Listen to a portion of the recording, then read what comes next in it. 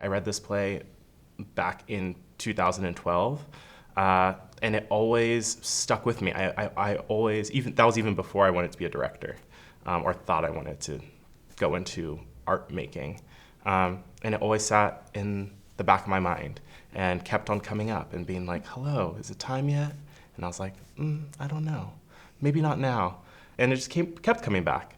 And I kept talking to people about it. I was trying to engage with the community here and figure out both what I was interested in embarking on, and also what might be great for the artists and creators and technicians and people that are here. This is a play I was really scared of, and I think that's also why it always like spoke to me. I was afraid. I was like, how, why, and how. I was like always like, how do you do this? I'm always interested in how we can collaborate on making something that is in tackling those questions is specific to the people that are making it. And that was always a very important part of this play. But I was really inspired by how it's this piece that's talking about love in a way that might not be the most accessible, might not be the easiest to swallow, might not be the easiest to watch. How do we like create a space that all the violence and cruelty and beautiness and tenderness can exist as one? Because love isn't necessarily beautiful, or love isn't necessarily easy. It's actually really hard, and it can be brutal, and it can be beautiful. I remember I first read the play, it was on Christmas break, and I did not plan to finish it. I was like, I'll just chip away at it throughout the next 2 weeks. And I read it in one sitting.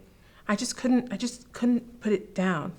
And I remember talking to Garrett and being like, whoa, what, like, kind of like peeking, like, what's under the bed, just like, I'm scared of this thing, but I'm also kind of curious. And then I remember once I found out that I was going to be in it, something I did, I read the script and I highlighted all the acts of love and care in pink, so that I could be in relationship with the play from a place of love, because that is what it is. Sarah Kane said that this is a love story, and so I as a reader was so the acts of violence were so like sticking in my mind. I couldn't see the other thing, so I really had to like do something to make those acts of love be louder than the acts of violence.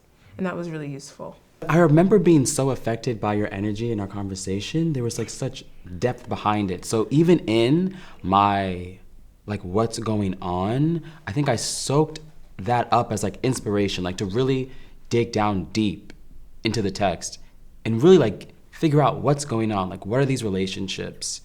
And you mentioned something about love, so I started to view the play through that lens. And it became like that first conversation became like kind of like a light throughout all the confusion that I went on, through the discovery that I went on, and like exploring who Karl is in this world. What's Karl's relationship to Rod? What does Karl want in the play? So I really appreciate that first conversation and how it like sparked my curiosity to figure out this world, this story of Karl. The first time I read the play was when we heard rumors about what the plays might be.